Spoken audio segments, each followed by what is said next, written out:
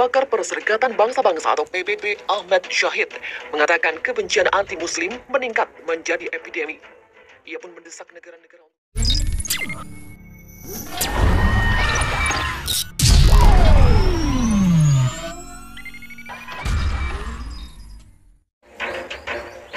Pakar Perserikatan Bangsa-Bangsa atau PBB Ahmad Syahid mengatakan kebencian anti-Muslim meningkat menjadi epidemi.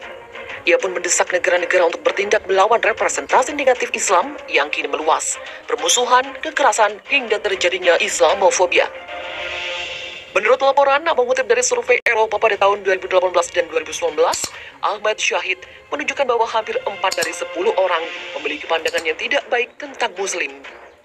Ia juga mengatakan bahwa negara di dunia telah menanggapi ancaman keamanan tersebut dengan mengambil langkah-langkah yang tidak sesuai proporsi dengan menargetkan dan mendefinisikan Muslim sebagai ancaman beresiko tinggi karena radikalisasi.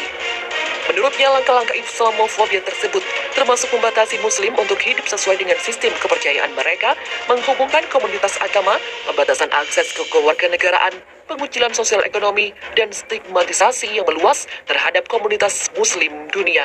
Selain itu, Ahmad Syahid mencatat bahwa terjadinya anti-Islam ini bermula setelah serangan teroris 9/11 dan tindakan terorisme lainnya yang dilakukan mengatasnamakan Islam. Sebagaimana dikutip dari pikiran rakyat Bekasi.com dari website News UN, ia menyuarakan keprihatinan bahwa banyak negara ketika Muslim menjadi minoritas, mereka sering dinilai berdasarkan karakteristik stereotip Muslim, seperti nama, warna kulit, dan pakaian, termasuk pakaian keagamaan seperti jilbab. Ahmad Syahid mengatakan bahwa diskriminasi dan permusuhan Islamofobia seringkali bersinggungan ketika setiap wanita Muslim mungkin menghadapi hukuman 3 kali lipat. Ketidakadilan itu terjadi karena mereka termasuk etnis minoritas dan seorang Muslim. Sementara itu, ia menambahkan, kiasan yang merugikan tentang Muslim dan Islam terus-menerus. Hal ini diperkuat oleh media arus utama, politisi yang kuat, pengaruh budaya populer, dan dalam wacana akademis. Laporannya itu bertujuan agar kritik terhadap Islam tidak boleh digabungkan dengan Islamofobia. Ahmad Syahid menambahkan, hukum hak asasi manusia internasional melindungi kritik terhadap gagasan, pemimpin simbol, atau praktek Islam itu sendiri. Ia mengatakan pihaknya akan mendorong negara-negara untuk mengambil semua langkah yang diperlukan untuk memerangi bentuk diskriminasi langsung dan tidak langsung terhadap Muslim dan melarang segala advokasi kebencian agama yang merupakan hasutan untuk melakukan kekerasan. Syahid menegaskan bahwa pelapor khususnya adalah bagian dari Dewan Hak Asasi Manusia dan melayani sepenuhnya dalam kapasitas individu mereka. Sementara itu, Qatar serukan dunia internasional hentikan ujaran kebencian terhadap Muslim. Qatar menyerukan pada komunitas dunia untuk mengambil tanggung jawab dalam meredam ujaran kebencian terhadap Islam dan umat Muslim. Qatar menegaskan bahwa tanggung jawab itu adalah tanggung jawab yang perlu diemban bagi komunitas internasional dan semua pemerintah, terutama di negara-negara yang mengalami kelompok sayap kanan ekstrim untuk menghadapi pidato kebencian yang memicu perasaan permusuhan dan kekerasan terhadap Muslim.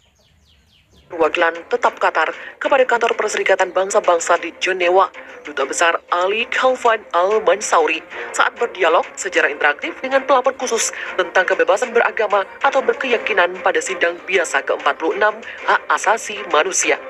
HEL sependapat dengan pelapor khusus tentang perlunya mengambil langkah-langkah efektif untuk mencegah diskriminasi langsung dan tidak langsung terhadap Muslim, yakni untuk menghapus semua pembatasan yang diberlakukan pada individu untuk mewujudkan agama mereka, memerangi stereotip negatif dan diskriminatif yang dipraktekkan oleh lembaga penegak hukum, membangun dan melaporkan pelanggaran, serta meminta pertanggungjawaban mereka yang bertanggung jawab.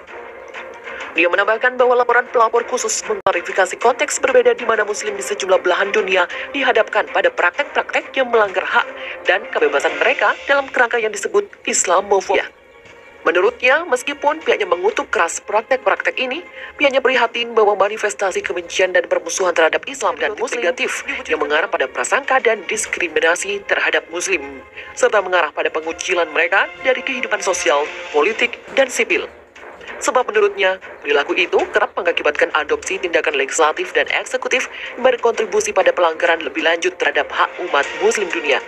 Dia menyebut bahwa mengizinkan praktek-praktek ujaran kebencian pada Muslim tidak dapat mengekspresikan dan hal itu juga tidak dapat dibenarkan dengan dalih menyebarkan kebebasan, karena kebebasan tidak berarti melanggar hak-hak orang lain. Di sisi lain, pakar menyatakan munculnya ujaran kebencian terhadap Islam karena ada tebang pilih hukum. Munculnya dugaan kasus ujaran kebencian terhadap ras, golongan, dan agama ketika Islam disebut menjajah Dayak yang dilakukan oleh politisi PDIP Cornelis, dinilai pakar hukum Universitas Juanda Bogor, Muhammad Taufik SH, yang dilakukan oleh aparat kepolisian di Indonesia. Ia menerangkan, nasihat dirinya kalau tidak ada tindakan hukum dari kepolisian dalam bentuk melakukan tindakan terhadap Cornelius maupun Victor Leskodat akhirnya muncul di mana-mana. Sebelumnya, Taufik juga mempertanyakan statement Kabid Humas Polda Metro Jaya Kombes Polisi Argo Yuwono yang menyatakan kasus S, remaja keturunan yang menghina Presiden Jokowi, hanya bercanda dan lucu-lucuan. Namun di sisi lain, ketika umat Islam yang menjadi pelaku, maka aparat kepolisian bertindak cepat. Ia berharap jangan sampai gara-gara kepentingan politik sesaat dari penguasa menimbulkan pemahaman hukum yang sesat.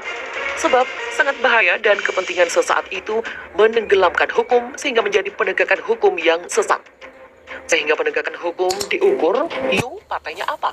Bajunya apa? Oh, kotak-kotak. Berarti you pendukung penguasa tidak melanggar hukum.